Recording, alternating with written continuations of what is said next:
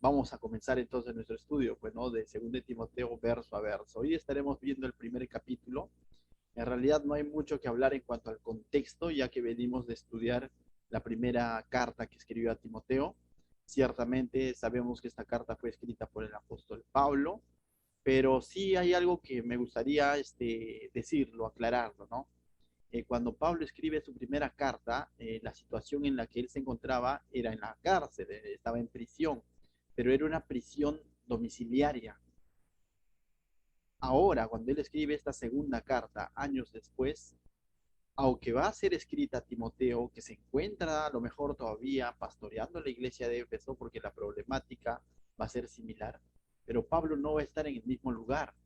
Muchos comentaristas creen, ¿no? Y se dice que Pablo, por cómo es que escribe y las cosas que él narra al escribir esta carta, y por las cosas que él narra, por lo que él está pasando, se cree que, y hay mucha probabilidad de que él lo haya escrito en su segundo encarcelamiento.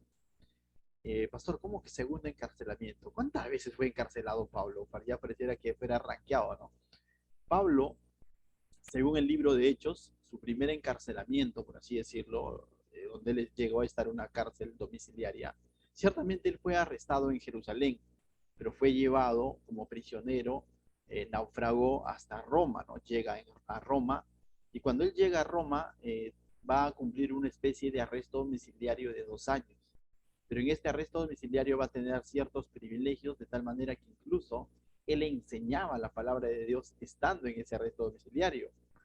Y, pero tiempo después, ya esto no lo dice el libro de Hechos, sino, pero se sabe que tiempo después él es, por historia, se sabe que él es liberado y que después de estar en libertad incluso visitó todavía algunas regiones más como Troas, por ejemplo, y que nuevamente lo van a tomar preso a Pablo, nuevamente, pero ahora nuevamente lo van a llevar a Roma, pero de este encarcelamiento sí ya fue una cárcel mucho más dura, ¿sí?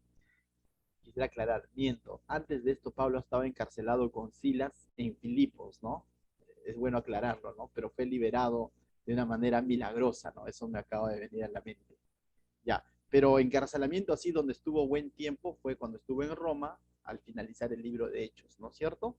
Ese encarcelamiento domiciliario. Es liberado y después dice la historia de que él llegó a estar preso nuevamente y donde finalmente de esa prisión ya no salió, más que fue ejecutado, ¿no? Y quizás algunos han visto la película de Pablo, él fue decapitado, ¿no? Entonces, es por eso que en esta carta vamos a ver un contenido de parte de Pablo, como que el contenido nos va a comenzar a decir de que él ya estaba esperando el día, la hora, no de ser decapitado, sino de la hora de encontrarse con su Señor. Es decir, él ya tenía, como algunos dicen, ¿no? Esa intuición de que ya eran sus últimos días. Y desde esa perspectiva él escribe esta carta a Timoteo. Ya te imaginas ahora por el lado de Timoteo, quien recibe esta carta, que en realidad es una carta muy conmovedora, ¿no? Donde va a tocar ciertos detalles. Y yo me imagino a Timoteo leyendo esta carta de parte de su padre espiritual, quien prácticamente se está despidiendo, por cierto. Se cree que es una de las últimas cartas que escribió Pablo, por no decirlo, es la última. Entonces, Timoteo leyendo esto y Pablo ahí animándolo, instruyéndolo. Y ahora imagínate que cuando Timoteo volvió a leer esta carta, cuando ya se enteró que Pablo ya fallecido incluso, ¿no? Entonces, en realidad es una carta muy personal, muy conmovedora, ya que Pablo escribe a Timoteo, ¿no? A quien lo consideraba su hijo en la fe. Ahora, la estructura de esta carta es sencilla. Esta carta consta de 4 capítulos, no más. El primer capítulo prácticamente vamos a ver a Pablo animando a Timoteo a perseverar en el ministerio. Y uno podría decir que una vez más, porque en la primera carta también hemos visto que Pablo lo anima a pelear la buena batalla, ¿no? Y como que pareciera que Timoteo estaba entrando en un desánimo, ¿no? Y eso es cierto, pero el desánimo de Timoteo no es un desánimo injustificado, no es un desánimo en el hecho de decir que no quería hacer la obra, sino habían problemas por el cual atravesaba la iglesia y ahora se va a añadir un problema. ¿Cuál es el problema que se está añadiendo ahora y que lo vamos a ver a lo largo de toda la carta? Que muchos van a estar desmereciendo y avergonzándose del ministerio de Pablo. ¿Por qué? Porque estaba preso. Y ellos decían, ¿no? Si está preso por algo será. y muchos incluso lo van a abandonar a Pablo en la prisión. Y no solamente van a abandonar a Pablo, porque él va a estar preso a causa del mensaje, a causa del evangelio. Muchos también van a comenzar a abandonar el evangelio en sí, al ver por qué Pablo está preso. Y a lo mejor por Timoteo pasaba un desánimo, ¿no? Ver que tu mentor espiritual, la persona que proclamaba el evangelio, ahora está preso. Entonces Pablo, más allá de decirle, Timoteo, ven, ayúdame, anímame, Pablo va a animar a Timoteo a que él no se desanime. Entonces, en el primer capítulo vamos a ver cómo Pablo anima a Timoteo a perseverar en el ministerio. En el capítulo 2 y 3 vemos instrucciones claras que Pablo va a dar a Timoteo para tratar nuevamente con los falsos maestros, con la falsa enseñanza. Entonces, básicamente, lo va a animar y luego le va a dar instrucciones cómo tratar a estos falsos maestros, a esta falsa enseñanza. Y el capítulo 4 prácticamente es una despedida, la conclusión de la carta. Entonces, la estructura es sencilla, tres partes. Capítulo 1, Pablo anima a Timoteo. Capítulo 2 y 3, instrucciones para tratar la falsa enseñanza. Capítulo 4, la despedida o la conclusión. Está fácil, ¿no? Se ve fácil. Es sencillo, pero es muy profundo, ¿ya? Entonces yo te pido de que de todo corazón tú te enganches a este estudio y lo veas, ¿no? Dios hablándote a través de estas letras, a través de estos textos, hablando a tu corazón de siervo, ¿correcto? Entonces, si tú has decidido servir al Señor, ya de entrada te digo, el servir al Señor no es fácil. Trae sus pruebas, trae sus luchas, pero siempre el Señor va a estar ahí para animarnos, y cuanto más con su palabra. Cuando dices, conversé con tal hermanito y salí animado, o tal persona me animó, créame, va a ser un verdadero ánimo de parte de esa persona si es que lo ha hecho con la palabra. Amén. Entonces, mis hermanos, vamos a estudiar ahora sí verso a verso, capítulo 1. Vamos a ver entonces hoy día el capítulo 1 donde Pablo anima a Timoteo. Entonces, y este capítulo lo podemos separar también en dos, ¿no? Una primera parte donde Pablo va a dar gracias a Dios por la vida y el ministerio de Timoteo, del verso 1 al 7, y de verso 8 al 18 vamos a ver cómo es que Pablo anima a Timoteo a no avergonzarse del evangelio. Primero da gracias a Dios por el ministerio, por el llamado de Timoteo, y en segundo lugar lo va a exhortar a Timoteo a que no se avergüence del evangelio. Es más, a que no se avergüence del mismo Pablo que estaba en prisión. Y lo mismo el Señor quiere ministrarnos esta noche. Primero, decir que ya hemos sido llamados al ministerio. Segundo, a decirnos, no te avergüences de tu ministerio, no te avergüences de tu llamado, no decaigas, continúa. Amén. Entonces, ¿qué tal si oramos antes de dar lectura? Amado Dios, te doy gracias esta noche por tu palabra, Señor. Te pedimos que tú nos ministres, Señor, nuestros corazones, quizás corazones que podrían estar desanimándonos, corazones que podríamos estar quizás desfalleciendo en nuestro servicio, en nuestro compromiso, Señor, contigo, con tu palabra, con tu mensaje, Señor. Oramos para que seas tú esta noche exhortándonos, Señor, tal como lo hizo Pablo con Timoteo. En el nombre de Jesús, Señor, toca lo más profundo de nuestras vidas, Señor. En el nombre de Jesús, amén. Bien. Comienza verso 1, dice, de esta primera parte, del verso 1 al 7, dice así. Pablo agradeciendo a Dios por Timoteo. Dice, Pablo, apóstol de Jesucristo por la voluntad de Dios, según la promesa y la vida que es en Cristo Jesús. Y vemos cómo es que Pablo, aunque es una carta muy personal, donde más adelante a Timoteo le va a decir mi amado hijo, una carta muy conmovedora, pero al mismo tiempo Pablo se presenta haciendo énfasis sobre su llamado, sobre la posición donde Dios lo había puesto. Porque ¿qué es lo que dice Pablo? Pablo, apóstol de Jesucristo. Esta palabra apóstol significa enviado de Jesucristo. Y dice por la voluntad de Dios. Y Pablo entonces hace ese énfasis sobre su llamado. ¿Sabes por qué? Y no solo sobre su llamado, porque luego pasa a decir, según la promesa de la vida que es en Cristo Jesús, ¿no? Y entonces ahora va a hablar de que él es ese llamado, ese apóstol, ese enviado a predicar a Jesucristo, a predicar la promesa de vida que hay en Jesucristo.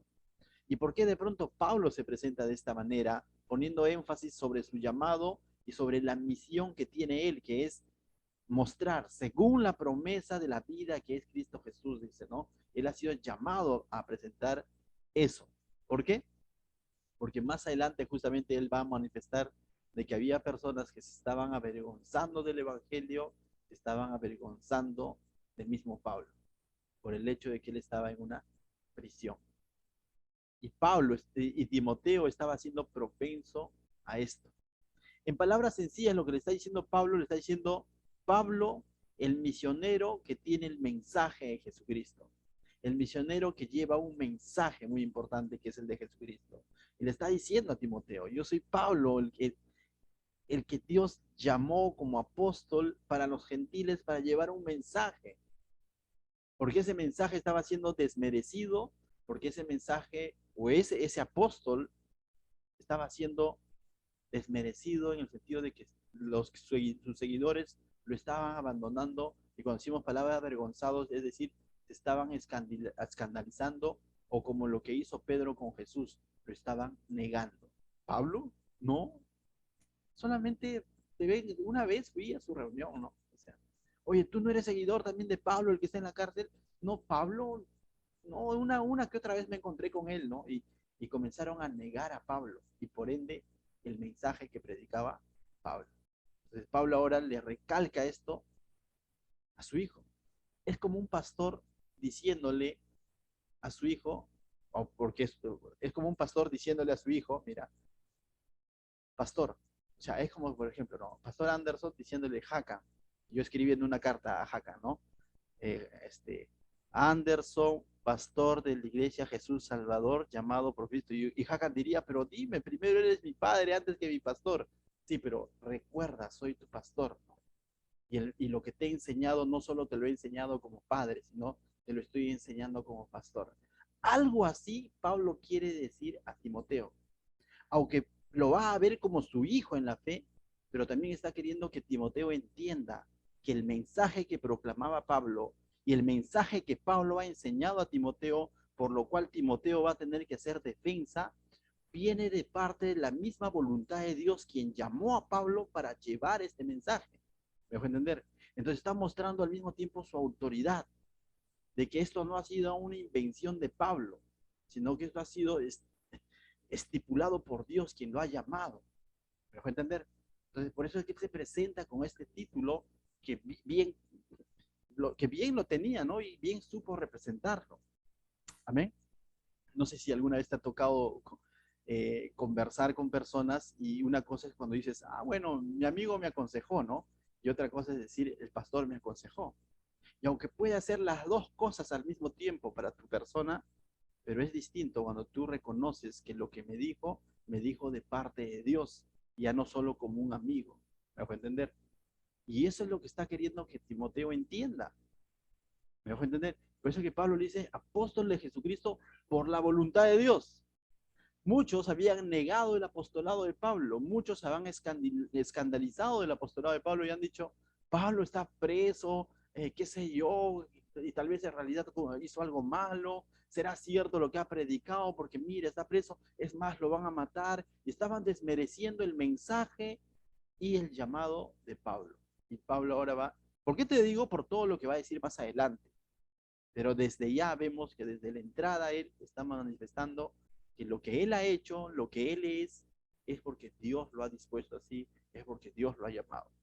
Y Timoteo necesita saberlo, que Pablo le está escribiendo desde esa autoridad que Dios le ha dado.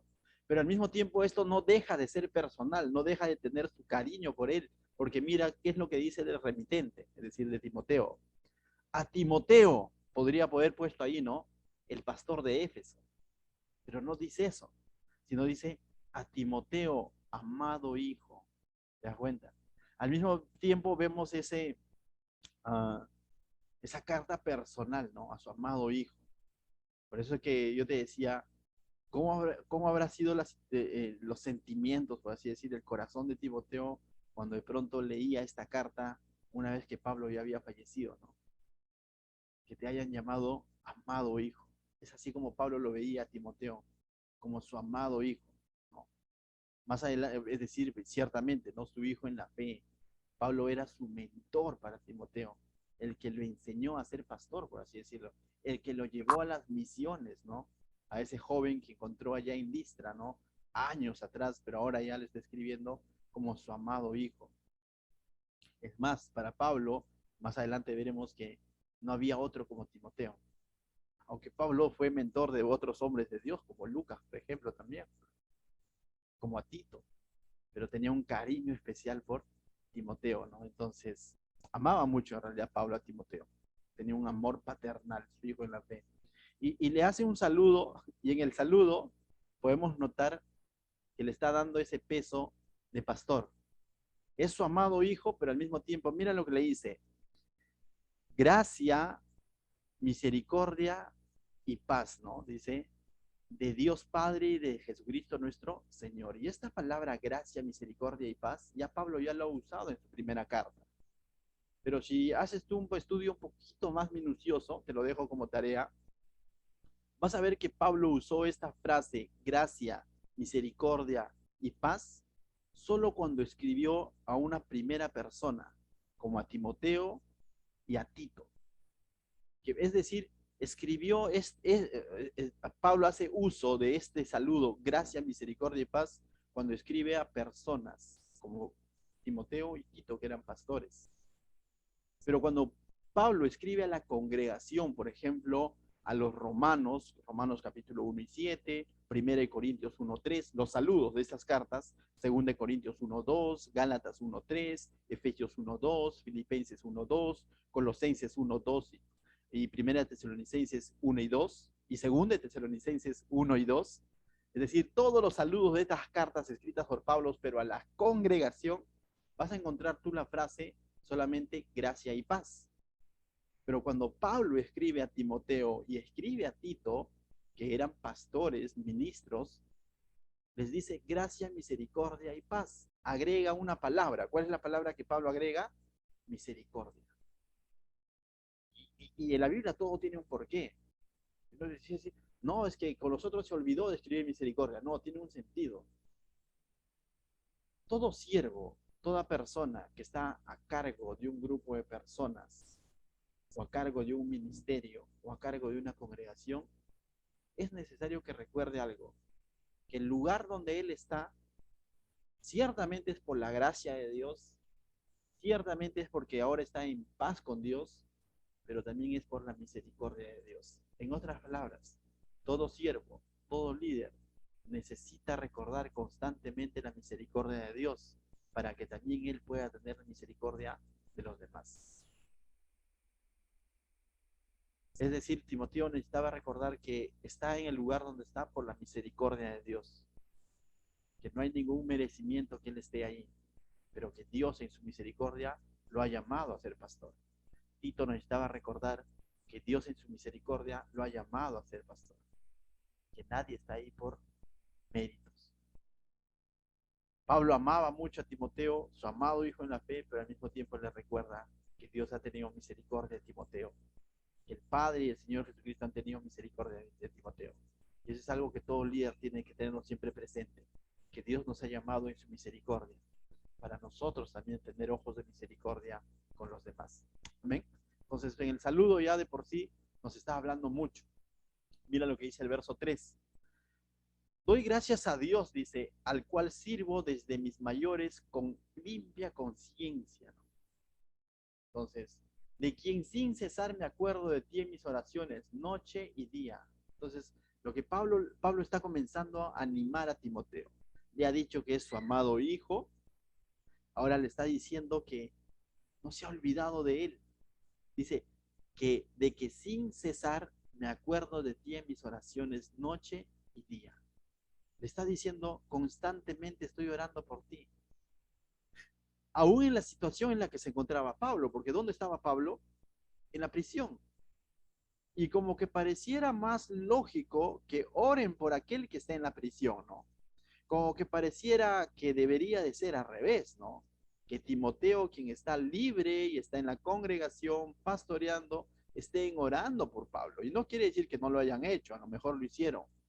Pero lo que nos está queriendo enseñar el texto es que Pablo, en la circunstancia en la que se encontraba, una manera de seguir viendo por su hijo amado en la fe, por su hijo amado Timoteo, es que sin cesar estaba orando constantemente por él noche y día, más allá de la situación en la que él se encontraba. Esto definitivamente trae ánimo al corazón de Timoteo. Esto definitivamente le robó más de una lágrima a Timoteo cuando leyó esta carta. Enterarse que mientras que va a haber otros que están menospreciando a Pablo, e incluso él mismo está desanimado y está de pronto considerando quizás abandonar el ministerio, porque por algo lo va a decir, le va a decir más adelante, no te ha dado espíritu de temor, sino de amor y todo lo demás, el texto que ustedes conocen, es porque Timoteo estaba considerando de pronto también escandalizarse de Pablo o abandonar a Pablo. No es que lo hizo, pero había un desánimo mínimo en él. Y ahora escuchar de los puños o leer de los puños de su mentor, que su mentor está orando por él de noche y día, allí en la cárcel, donde prontamente va a ser decapitado, esto definitivamente va a conmover las entrañas de Timoteo. ¿Me dejo entender? La pregunta es, ¿habrá personas que están orando por ti? Yo creo que sí. Cada uno de nosotros, pero somos productos de una oración. Alguien más está orando por nosotros y esto es una cadena. Alguien más está orando por mí. Y si no están haciéndolo, les pido que oren. Y cuando converso con amigos en la fe, maestros a quienes considero mucho, lo que les pido es, amigo, ¿qué podemos hacer por ti, por apoyar tu ministerio? Ora por nosotros. Y sé que lo hacen. Una de las cosas de acompañarte en tu dolor, en tu aflicción, en tu problema que nos puedas contar, es lo primero que podemos hacer es orar por ti. La pregunta es, ¿todos somos llamados a orar por alguien más? La pregunta esta noche sería entonces, los que ya son siervos, los que ya están sirviendo de alguna manera, los que ya tienen ciertos años en el cristianismo y en el ministerio, ¿están orando por alguien más? Más allá de la situación en la que puedas estar atravesando, porque podrías decir, pastor, pero hasta la justa estoy con mi tiempo, mis pruebas, más bien yo necesito que oren por mí, a veces decimos, ¿no?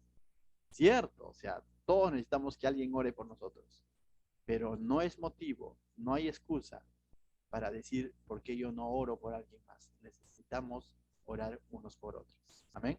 Y la iglesia tiene que perseverar en ello.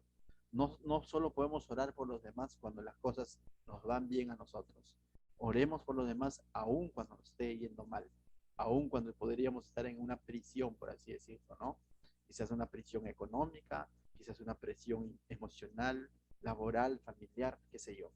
Pero no hay motivos para dejar de orar por alguien más. Amén. Y quizás son oraciones que nunca nadie se va a enterar de que tú oraste por esa persona. Pero ¿sabes qué?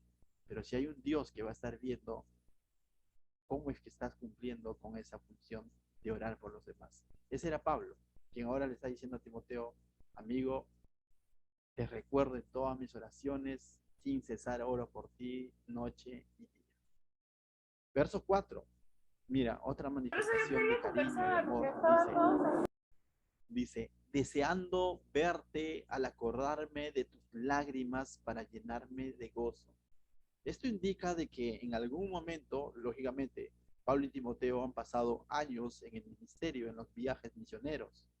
Desde el momento, desde el segundo viaje misionero que tuvo Pablo y decidió llevar a Timoteo, ellos han pasado tiempos de coinonía, de comunión. Y no nos indica cuándo es que Timoteo lloró, porque Pablo le dice, ¿no? Deseando verte al acordarme de tus lágrimas, ¿no es cierto? O sea, esto indica de que hubo un momento en el que Timoteo lloró frente a Pablo. Y vemos aquí que los siervos también lloran. Amén. A veces pensamos que, no, Julio César que va a llorar, él es fuerte, está lleno de la palabra. No, el pastor que va a llorar. O sea, los siervos también lloran. Y Timoteo en algún momento lloró frente a Pablo. Y Pablo le dice, deseando verte al acordarme de tus lágrimas. No sabemos cuándo fue eso. pudo haber sido en la despedida que tuvieron, ¿no? Cuando se despidió de Pablo. Algunos dicen se encontraron en Troas o cuando Pablo envió a Timoteo a Éfeso y lo embarcó. No sabemos, en realidad, o lo dejó en Éfeso, mejor dicho. No nos indica, pero sí sabemos de que Timoteo lloró cuando estuvo con Pablo, ¿no? Y Pablo recuerda y que eso ha marcado el corazón de Pablo, ¿no? Esas lágrimas de Timoteo. Dice, pero eso hace que Pablo tenga ese deseo de ir a verlo a Timoteo, ¿no? Deseando o ir o luego va a decir que Timoteo venga a verlo a él, incluso le va a decir, ¿no? Luego más adelante, no quiero adelantar la historia. Dice, pero para llenarme de gozo, ¿no? Pero Pablo está anhelando este encuentro para llenarse de ese gozo, ¿no? De poder volver a su amigo, a su amigo y hijo en la fe, ¿no? Entonces, mis hermanos, los ministros también lloran, amén. Entonces, y si en algún momento tengas que llorar, llora en la presencia de tu Señor y eso no te hace menos. Derrama tu corazón para el Señor, sea la prueba que estés pasando, amén.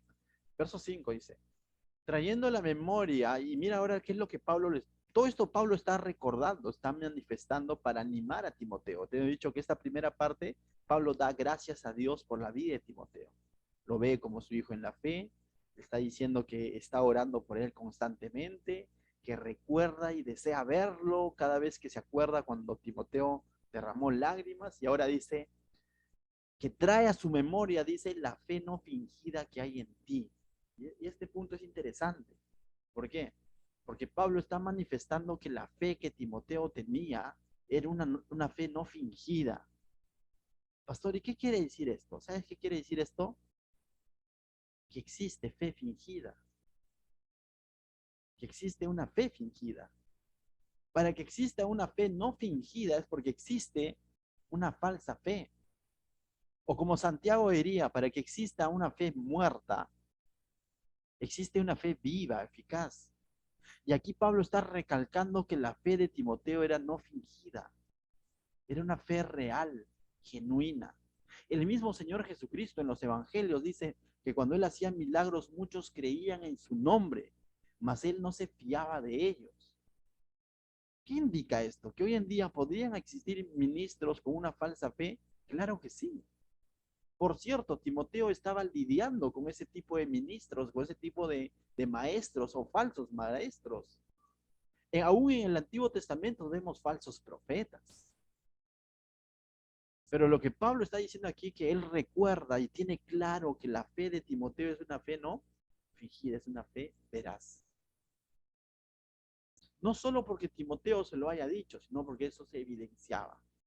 Con esto, mis hermanos, yo no quiero decir que de pronto aquí hay alguien que tiene una fe fingida, no. Lo que yo quisiera decir es, se está notando que tu fe es genuina. Que alguien más al verte, al conversar contigo, al recordar una característica de ti como siervo, porque esto va dirigido a los siervos, puede ver que en ti hay una fe fingida, que alguien más de la iglesia, más allá de cómo predica el pastor, podrá ver en mi vida una fe no fingida, es decir, una fe genuina, o de pronto dicen, a mí me parece que el pastor no tiene tanta fe, ¿no? Porque, ¿entender? ¿Y cómo evidenciamos nuestra fe?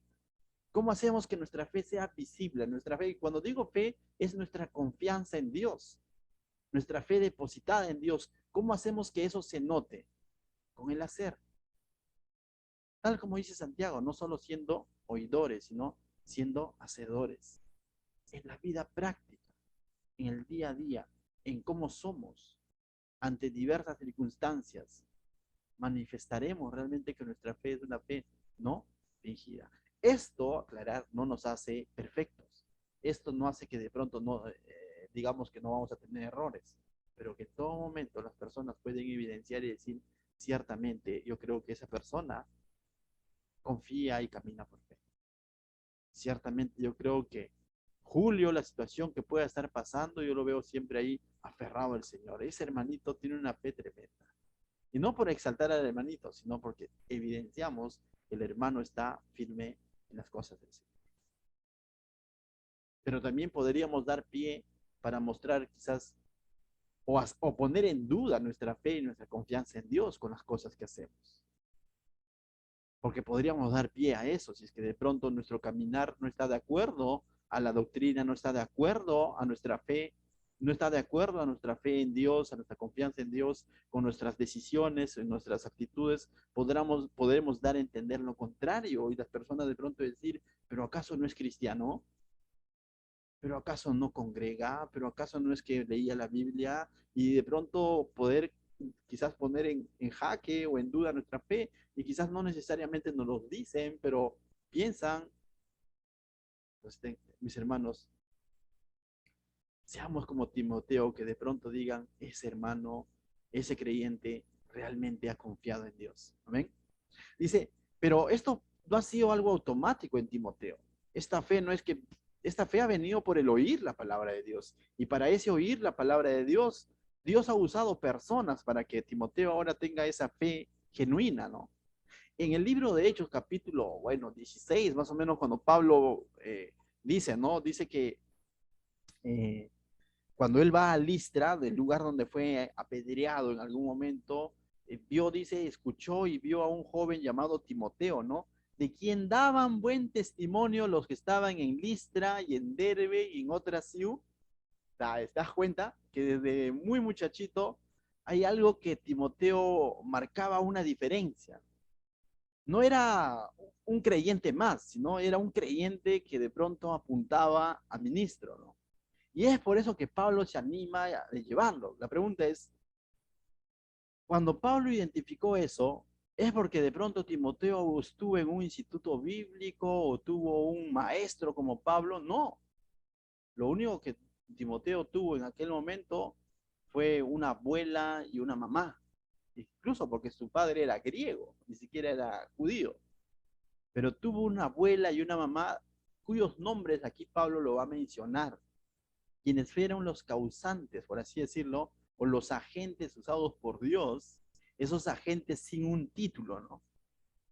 Esos agentes sin un título, un rótulo de maestros, pero fueron esos agentes que formaron esa fe en Timoteo. Mira lo que dice el verso 5.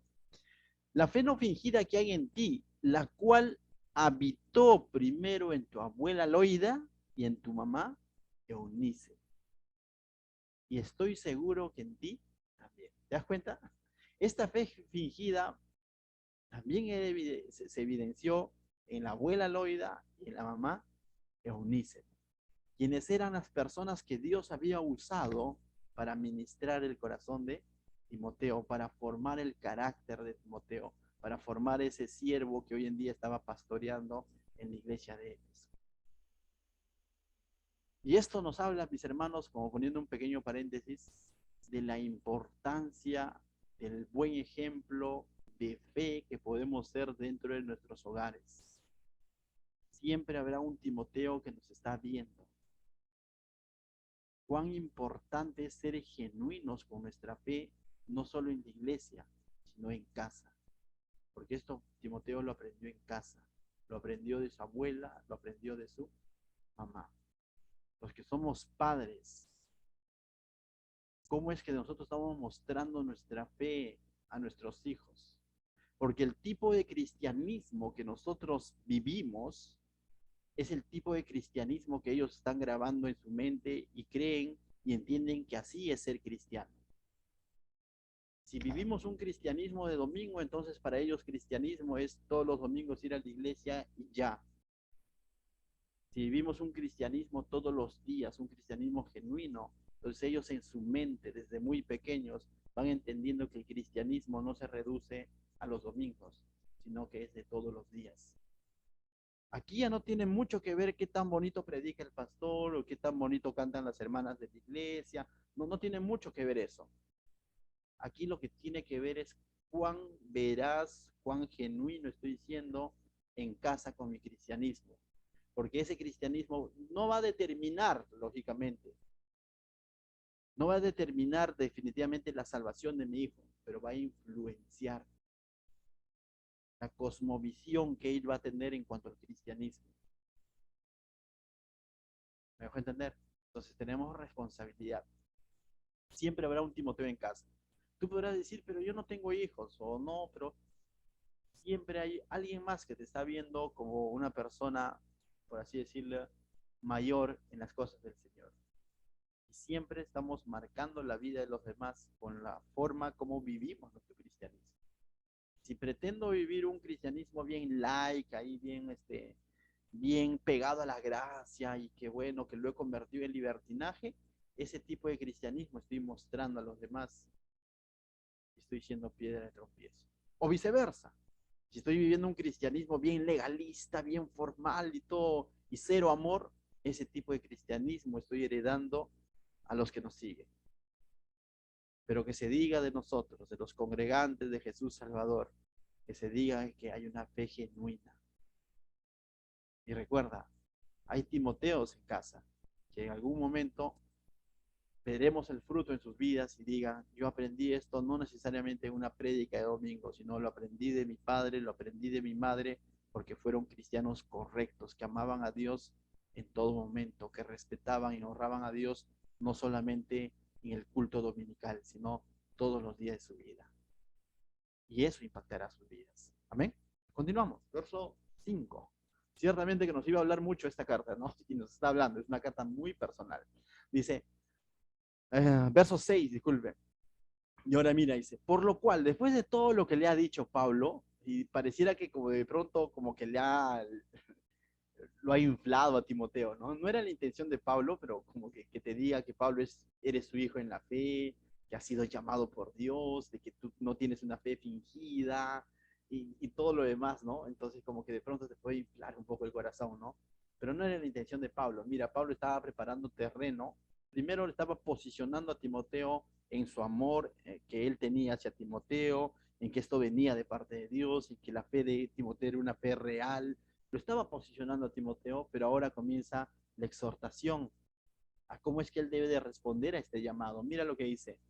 Por lo cual te aconsejo que avives el fuego del don de Dios que está en ti por la imposición de mis manos. Y cuando le dice, por lo cual te aconsejo que avives el fuego del don de Dios. ¿Cuál es el don de Dios? Más adelante lo va a desmenuzar, pero básicamente el don de Dios es ese llamado que hizo Dios a Timoteo a la fe, a la salvación y al ministerio. Y fue un regalo de parte de Dios que en gracia y misericordia Dios ha llamado a Timoteo, así como ha llamado a Pablo, lo ha llamado a las filas para que sea un siervo más de Dios, ¿no? Y ya no sea un esclavo más del pecado. Y ese es el don, pero como que se le estaba apagando ese primer amor. Y si le dice para que avives es porque esa mechita se estaba apagando, ¿no? Y como muchos, más adelante va a mencionar nombres, habían desertado y habían llegado al punto de avergonzarse de Pablo y avergonzarse del mensaje de Pablo, del mensaje de Jesucristo. Y como que Timoteo estaba de pronto, no en ese estado, pero como que de pronto estaba considerando el desánimo. Y Pablo, después de todo lo que le ha dicho, le dice, te aconsejo que avives el fuego del don de Dios que está en ti por imposición de mis manos. Esta práctica de la imposición de las manos era común en aquella época. Oraban, no es que la imposición hacía que venga el don, sino que mediante la imposición de manos se hacía un reconocimiento del ministerio, del llamado de una persona. Era una práctica que lo hacía la iglesia. No es una regla, pero una práctica de la iglesia primitiva que mediante una oración pública, imponiendo las manos, reconocían o confirmaban el llamado del hermano al ministerio, al pastorado, a lo que Dios lo haya llamado, ¿no? Y Pablo está con estas palabras, está manifestando que él estuvo presente aquel momento, cuando de pronto se hizo o se confirmó el llamado de Timoteo al ministerio y le está diciendo, avive ese don de fe que está en ti, que yo recuerdo que oramos por ti y estuvimos todos ahí presentes. Le está recordando que él ha sido llamado al ministerio y aviva, no te apagues, le está diciendo. Anímate.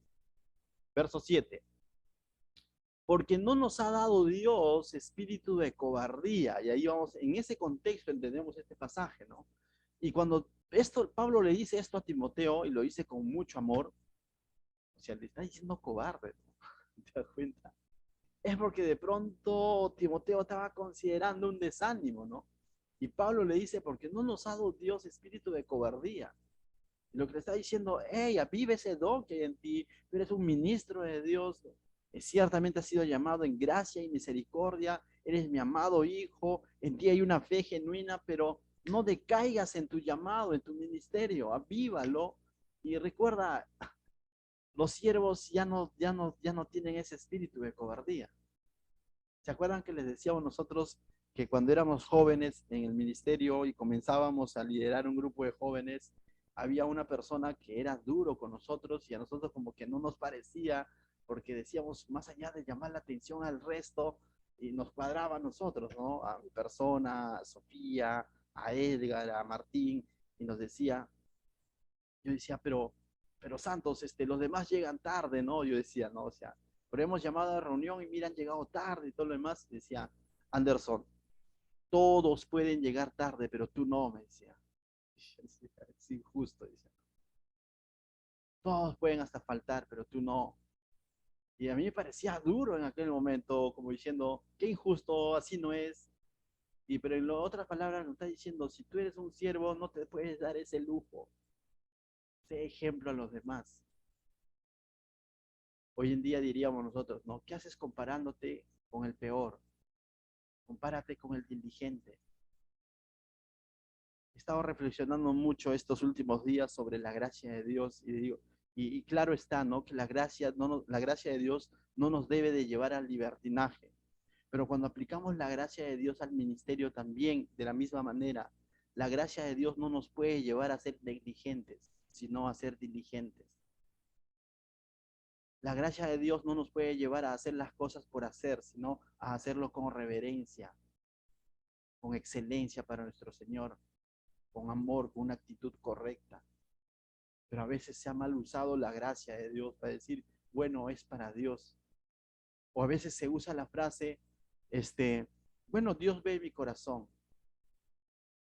Y con eso enmascaramos muchas cosas. Más bien por lo mismo de que sé que Dios ve en mi corazón y ve que pude haber hecho mejor las cosas, debo ser diligente en hacer las cosas, como ministro, como siervo. Dios ve mi corazón, mis hermanos. La verdad, hoy día no preparé mi bosquejo y no preparé el mensaje. Dios ve mi corazón. ¿Tú crees que eso sería correcto?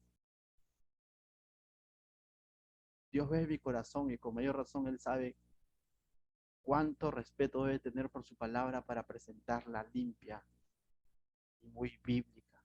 Porque Él ve mi corazón. Sabe que sí puedo separar un tiempo y que ante Él no hay engaño. Y debo de exigirme hacer las cosas bien para mi Señor. Bueno, no quiero desviarme del tema, pero Pablo está siendo duro con Timoteo. Otros están desertando. Timoteo pudo haber dicho, pero más adelante va a mencionar nombres, Pablo, ¿no? Y Timoteo pudo haber dicho, pero tal ya te dejó y tal también te abandonó. Yo al menos sigo aquí en Éfeso, malo bien pastoreando. Y Pablo le está diciendo, no seas cobarde. Te amo, te mucho y todo lo demás, pero no seas. Dios no nos ha dado espíritu de cobardía. Y ahora le va a recordar tres palabras, ¿no? Que a veces se ha usado fuera de contexto. Dice, no nos ha dado espíritu de cobardía, lo que nos ha dado, dice, ese espíritu de qué? De poder, de amor y de dominio propio. ¿Para qué? Para hacer grandes cosas y milagros como se ha usado fuera de contexto. No, para no desfallecer, para no rendirnos, para seguir testificando, porque ese es el contexto, que estaba llegando un desánimo en Timoteo de presentar el Evangelio por la situación difícil que estaba atravesando su mentor y de pronto muchos lo estaban abandonando y se estaban escandalizando del mismo mensaje. Porque Pablo, ¿por qué estaba preso? Por presentar el Evangelio. Y al escandalizarme de la prisión de Pablo, me estoy escandalizando del Evangelio. Y al desanimarme, me estoy desanimando y no estoy considerando todo lo que Dios ha hecho a través del ministerio de Pablo y al cual había sido llamado también Timoteo a presentar el mismo mensaje. Entonces, Pablo le dice, ¿no? Dios no nos ha dado espíritu de cobardía, sino de poder, de amor y dominio propio. ¿Para qué? Para no desmayar, para no avergonzarnos, para no rendirnos, sino para continuar más allá si otros tiran la toalla, más allá si otros se rinden. Tú continúas, está diciendo. ¿Poder para qué? Para testificar el Evangelio, porque eso dice Hechos 1:8, ¿no? Recibiréis poder. ¿Para qué? No para ser Iron Man, sino para dar testimonio.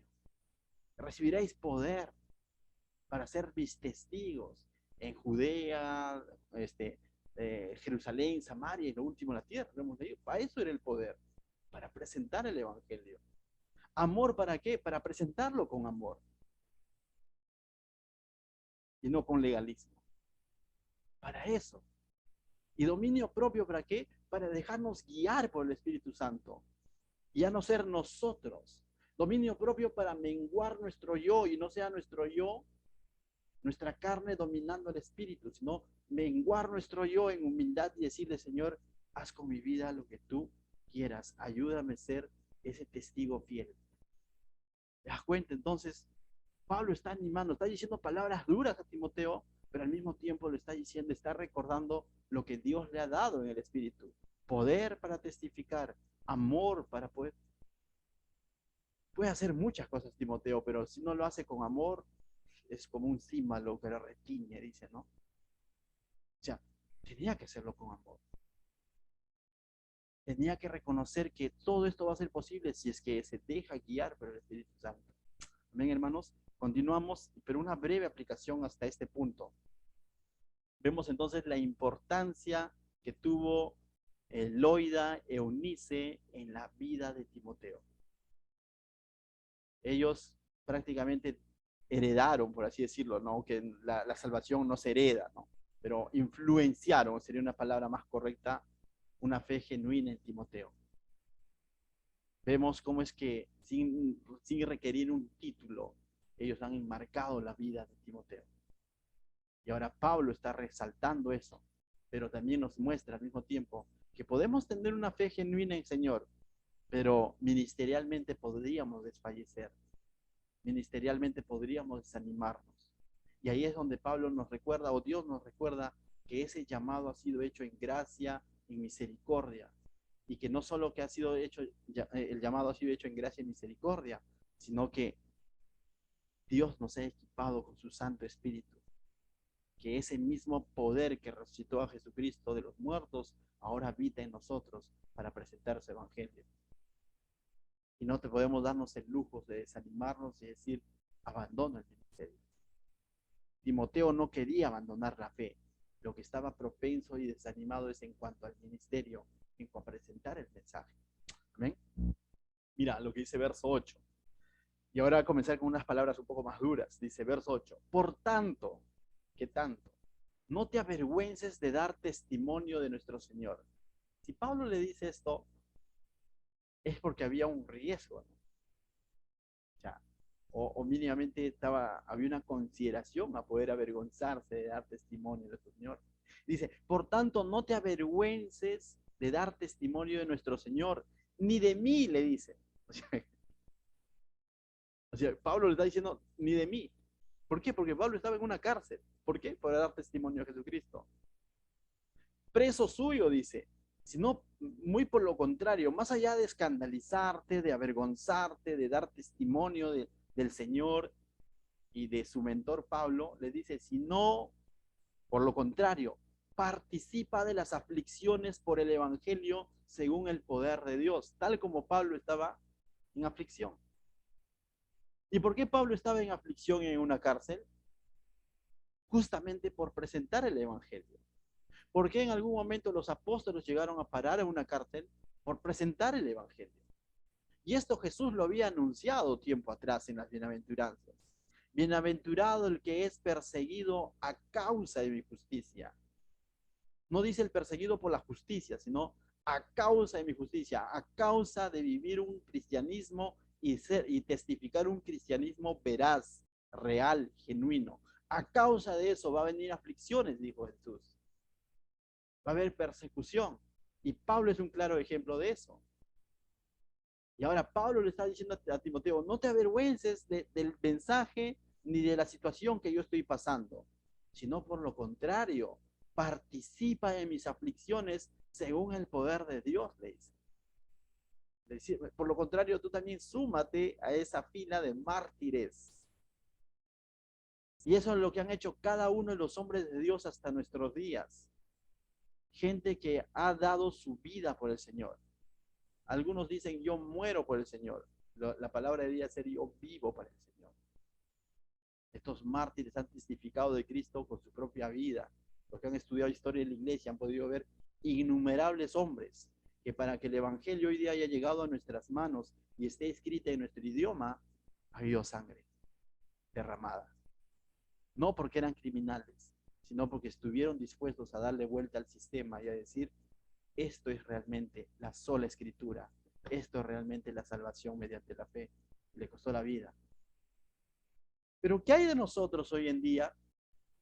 Vienen aflicciones, vienen situaciones difíciles y nos vemos propensos a menguar en nuestro servicio y nos vemos propensos a dejar, como se dice, a tirar la toalla.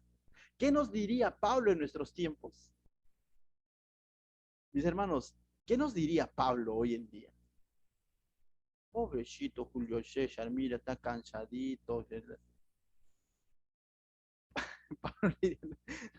¿Qué te diría Pablo? Ciertamente Pablo usó su cariño, ¿no? Mi hijo en la fe, pero ¿qué te diría? Un paso adelante. Pero mira que el otro no, un paso adelante. Tú continúa, continúa. Nuestro llamado es personal. Dale, continúa. O sea, no hay otra opción. En su momento el pastor Santo nos decía a nosotros, todos pueden fallar, pero tú no, ya lo tenía acá, ya. Ahora lo entiendo y me toca decirle a mis hermanos cuando de pronto también tienen sus aflicciones, ustedes tienen que ser de ejemplo para los nuevos que vienen, ¿o no? No, pastor, eso es perfeccionismo. No, o sea, tenemos que ser de ejemplo. Somos piedra de tropiezo, somos muros o somos puentes para que esas personas vean un cristianismo veraz. Una de dos, o somos estorbo. Pero vas a ser útil, como buen ejemplo o como mal ejemplo. Tú eliges. O sea, te vas a ser útil de alguna manera al Señor. Como buen ejemplo o como mal ejemplo, pero vas a ser útil. Yo elijo en el Señor, como dice aquí Pablo, según el poder de Dios, en el Señor, en las fuerzas del Señor, yo elijo ser de buen ejemplo. ¿Ven? Entonces, verso 9. Quien nos salvó y llamó con... Mira, y este es unos textos realmente bien, bien profundos, ¿ya? Pero por cuestión de tiempo no vamos a desmenuzarlo mucho. Dice, quien nos salvó y llamó con llamamiento santo. ¿De qué está hablando? Está hablando de la salvación y del llamado al ministerio. Está hablando de salvación. Y va a mostrar las razones o las características del llamado de Dios hacia sus siervos. Dice, quien nos salvó y llamó, de quién pretendes avergonzarte, mejor dicho, ¿no? Le está diciendo a Pablo, no te avergüences, Pablo a Timoteo, no te avergüences, ¿no? De esto, tampoco de que yo estoy preso, sino más bien por lo contrario, participa de esto, de estas aflicciones, y ahora le va a recordar el por qué. Dice, quien nos llamó y llamó con llamamiento santo, puro, quien nos ha apartado de una vida pecaminosa, nos ha apartado para ser diferentes, pero Él nos ha llamado, no conforme a nuestras obras, ¿se da cuenta? No conforme a nuestros méritos, ese apartarnos ha sido en la gracia y en la misericordia que Dios ha tenido. Y es algo que todo siervo debe recordar cuando está a punto de renunciar a su ministerio. De entender que no se puede dar el lujo de decir, bueno, yo lo logré y yo veo si lo dejo, ¿no? ¿Te das cuenta? Es como que, si yo he logrado algo en mis fuerzas, ¿qué? Pues lo logré yo, entonces también lo abandono. No, no, no, no. Tú no has logrado nada. Dios en su soberanía nos ha llamado con un llamamiento santo, no conforme a nuestras obras, es decir, a nuestros méritos, sino conforme a los méritos de Cristo. Dice, según el propósito suyo, según su soberanía, algo que nosotros no elegimos, algo que nosotros no tuvimos a escoger, sino Dios nos llamó. Y la gracia, aunque sin merecerlo, ¿no? Que nos fue dada en Cristo Jesús antes de los tiempos de los siglos. Estas son las características del llamado que tiene Dios hacia sus hijos. Él nos ha llamado con un llamamiento santo, no en nuestros méritos, no en nuestras obras, sino según su propio propósito, según su soberanía y en la gracia que Él ha tenido a través de Cristo en nosotros. Pregunto, cuando el ministro, el siervo, entiende esto, cuando el ministro, el siervo entiende esta profundidad, no va a poner en tela de juicio renunciar a algo del cual él no ha sido merecedor de ser llamado, sino va a entender que el servir a Dios es un privilegio. Y aunque puede desanimarse, pero va a entender que es un privilegio. Un privilegio que hemos alcanzado, por así decirlo, o que nos ha alcanzado en los méritos de Cristo, en la gracia de Cristo, en la santidad de Cristo. Y no podemos desmerecer diciendo, estoy evaluando a ver si dejo de servir a Dios. A veces ni lo decimos, simplemente lo hacemos. Peor aún. ¿Eh? Y Pablo le está recordando a quién es esto, a Timoteo. Levanten la manito todos los que anhelan ser siervos. Como que da cierto temor, ¿no? Pero hemos sido llamados a ser siervos. ¿Amén?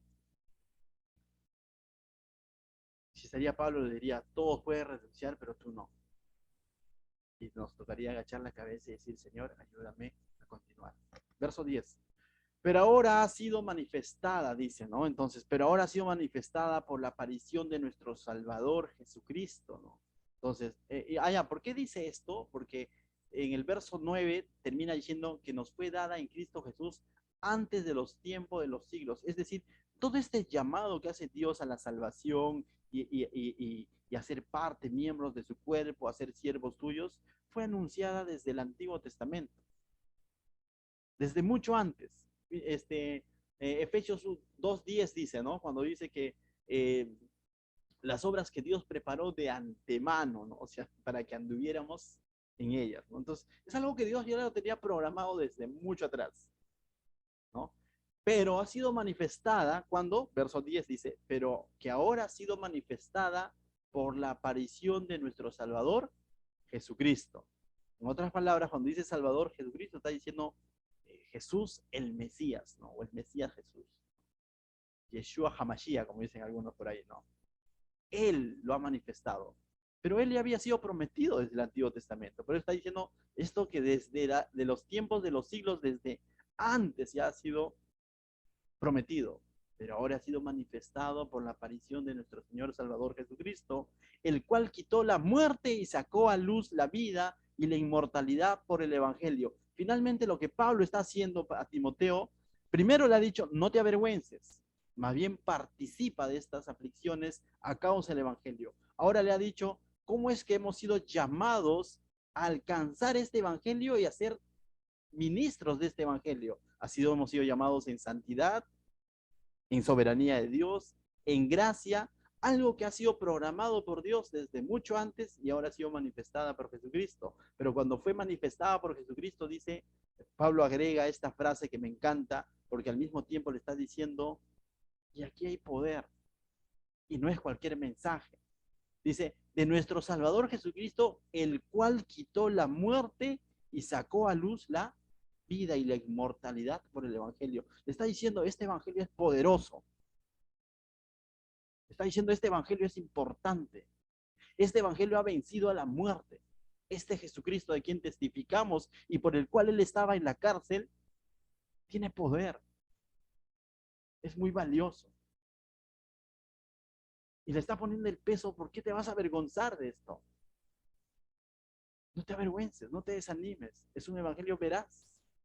Que todos lo han evidenciado, que lo han visto. Toda la promo de Pablo ha visto esto.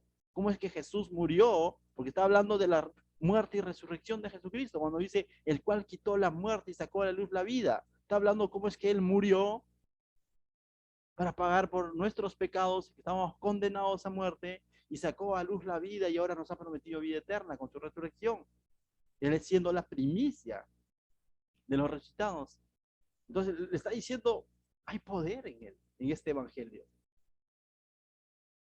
En su carta anterior dijo algo similar en 1 Timoteo 3:16, cuando hablaba sobre el gran misterio de la piedad, ¿no? Dice, en verso 3:16, dice, es indiscutible grande es el misterio de la piedad. Mira, Dios fue manifestado en carne, Jesucristo, justificado en espíritu, y decíamos justificado en espíritu cuando fue recibido como justo, porque solo los justos, solo el que no tenía pecado podía resucitar y mostrar que la muerte no lo puede retener. ¿Cuándo fue justificado en espíritu Jesús? Algunos dicen cuando Dios dijo, este es mi hijo amado en quien tengo contentamiento. Esa es una pizca, esa es una sombra. ¿Cuándo realmente fue justificado en espíritu? Cuando Él resucitó y la muerte no lo pudo retener porque Él es justo, porque en Él no hay pecado. Visto de los ángeles, predicado a los gentiles, ¿por qué? Por Pablo. Creído en el mundo, recibido arriba en gloria. Ese es el gran misterio de la piedad, del cual acá también está hablando el quien quitó la muerte y sacó a luz la vida y la inmortalidad. Es decir, ese es Jesucristo. Y ese mensaje es el que Pablo predicaba y por eso es que estaba él en la cárcel. Y ahora Timoteo le dice, ¿te vas a avergonzar de este mensaje? Definitivamente que no. Hermanos, yo les digo esta noche, ¿habrá motivos para avergonzarnos de este mensaje? Claro que no. Es un mensaje real, veraz, victorioso. No hay razón por el cual avergonzarnos de presentar el mensaje de Jesucristo, de vivir un correcto cristianismo, de que cuando en el centro de trabajo o estudio nos pregunten, ¿eres cristiano? Lo digamos, sí, soy cristiano. Y no solo lo digamos con nuestros labios, lo manifestemos con nuestras acciones, que creemos en Cristo. Que no me digan, que no me digan, que no se note que soy cristiano, que roche. Voy a tapar mi polo de Jesús Salvador, porque si no me van a preguntar, ¿what? Te diría Pablo. ¿Ven? Verso 11 dice, del cual yo fui constituido predicador, dice Pablo, ve, apóstol y maestro de los gentiles. ¿De qué? De ese mensaje. Ese es el mensaje que Pablo llevaba por todo el libro de Hechos. Podemos ver la muerte y la resurrección de Cristo. Por lo cual, dice, por lo cual asimismo padezco esto. Y Pablo está presentando las razones por las cuales está él ahora en esa cárcel a punto de ser decapitado. Por presentar ese mensaje victorioso, él estaba en la cárcel. Y todo esto lo que está trayendo es ánimo y exhortación al corazón de quién? De Timoteo. Es decir, no te desanimes. Pero no me avergüenzo, dice Pablo, no me avergüenzo porque yo sé a quién he creído. Y estoy seguro que es poderoso para guardar mi depósito para aquel día. Y Pablo lo que está manifestando aquí es su confianza en Dios y que está confiando en que Dios lo va a guardar hasta el final. Dice, no me avergüenzo a pesar de que estaba en la cárcel. Verso 13. Dice, retén la forma de las sanas palabras que me oíste. Y ahora le exhorta a Pablo, a Timoteo le dice, retén todo lo que has oído de mí cuanto a este evangelio.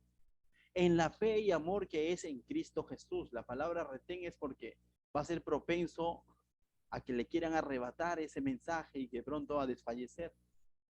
Y dice sanas palabras porque va a ser propenso a que vengan con otros vientos de doctrina, con artimañas del error, a quererle o desviar de ese mensaje, como hoy en día.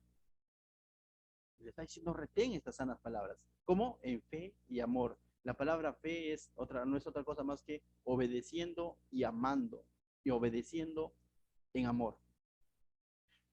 Verso 14, guarda el buen depósito por el Espíritu Santo que mora en nosotros. Le dice, guarda esto. Y cuando habla de depósito, está hablando justamente del Evangelio o de la verdad de Dios que han recibido, ¿no? Dice, guarda esto por el Espíritu Santo que mora en nosotros. Más adelante le va a decir no solamente que guarde, sino le va a decir que esto enseña a otros hombres fieles, este mismo Evangelio, del cual estaba propenso a hacer avergonzarse. Verso 15. Ya sabes esto que me abandonaron, mira, y aquí menciona algunos nombres, dice, ya sabes esto, que me abandonaron todos los que estaban en Asia, de los cuales son Figelo y Hermógenes. Y no solamente ellos dos, sino había muchos más, pero Pablo por alguna razón menciona estos dos nombres, ¿no? Que lo abandonaron, es decir, se avergonzaron del Evangelio, se avergonzaron de la situación de Pablo y lo abandonaron. No está diciendo que de pronto eran unos herejes, sino que lo abandonaron en el ministerio. Simplemente a lo Pedro, ¿no? Con Jesús, algo así. En inmadurez se fueron, no quisieron comprometerse con Pablo, porque tal vez terminaban igual de presos. Pero Pablo nos va a presentar un contraejemplo. Tenga el Señor misericordia de cada, dice, de la casa de Onesíforo, y aquí menciona otro nombre, ¿no? Porque muchas veces me confortó y no se avergonzó de mis cadenas. ¿Te das cuenta? Los otros se avergonzaron, este no. Sino que cuando estuvo en Roma me buscó solícitamente y me halló. Concédale el Señor que haya misericordia cerca del Señor en aquel día. Y cuánto nos ayudó en Éfeso. Tú lo sabes mejor, dice. Entonces Pablo aquí hace el ejemplo de un hombre fiel, ¿no? Onesíforo, recuérdalo ya. Onesíforo, quien confortó a Pablo, no se avergonzó de la prisión de Pablo, quien lo buscó solícitamente a Pablo en esa situación difícil en la que él se encontraba, y cuánto más, dice, lo ayudó también cuando estaba en Éfeso. Amén. Es decir, estuvo con Pablo en las buenas y en las malas. Lo buscó aún cuando Pablo estaba en prisión. Arriesgó su vida por el Evangelio y por el Evangelio que Pablo predicaba. Pregunto yo esta noche antes de terminar, ¿cuál de estos dos ejemplos seremos nosotros? ¿Seremos como los dos compañeros Figelo y Hermógenes o seremos como Onesíforo? Ciertamente hoy en día quizás no nos van a llevar presos por ser cristianos, pero muchas veces nuestro cristianismo puede ser puesto en tela de juicio. ¿Cuán dispuestos estamos a manifestar un verdadero cristianismo a pesar de las circunstancias que podamos pasar? ¿Cuán dispuestos estamos a mostrar nuestro cristianismo veraz en medio de una sociedad corrupta, donde todo se compra, todo se vende? En esas situaciones, ¿cuán dispuesto estás a sufrir por el Evangelio? Es decir, aunque sea injusto, no voy a negar mi ética cristiana. ¿Cuán dispuestos estamos a eso? Es difícil seguir a Cristo, pero eso no es razón para avergonzarnos de Cristo. Recuerda, avergonzarnos de Cristo no es decir tengo vergüenza de Cristo. Avergonzarnos de Cristo es no actuar como cristianos. Acuérdate de Pedro, es negarlo. Y hoy en día podemos negarle con nuestros actos. Tienes dos opciones, lo niegas o lo testificas. Pero hay dos opciones. ¿Inhibes tu cristianismo en esas situaciones o muestras tu cristianismo en esas situaciones? Así que mis hermanos, ciertamente van a venir momentos difíciles, pero recuerda, debemos demostrar a Cristo en todo momento. Y cuando vengan esos momentos difíciles, a causa del Evangelio, recuerda que Dios siempre va a estar ahí para confortarte, su presencia siempre estará ahí. Oramos y damos pase a los comentarios, ¿les parece? ¿Sí? Padre, te doy gracias, Señor, esta noche por este tiempo precioso, Señor, que tú nos hablas a través de tu palabra, Señor. Gracias por esta carta, Señor. Ministró la vida de Timoteo, ministra nuestras vidas, Señor. Tú has hablado a cada uno de nosotros, Señor. En el nombre de Jesús, la gloria, la honra sean para ti, mi Dios. Amén.